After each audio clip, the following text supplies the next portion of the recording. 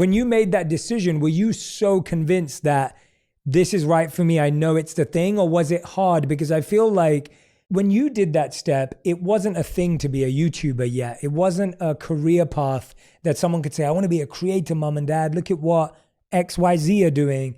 There weren't any role models at that time.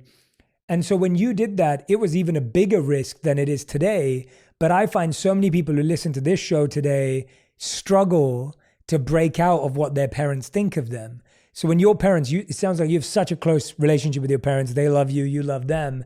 Was there a part of you that felt you were letting them down by doing this, or did you just... Never letting them down. I was never worried about letting them down. I think I just had to prove them. So like my dad is very much like, okay, go do whatever you want. Like, this is great. Like, he grew up in a time there's not even phones. So like, to have a job on the internet seems so insane to him. But my mom is very much like, show me what you can do and then I'll support you.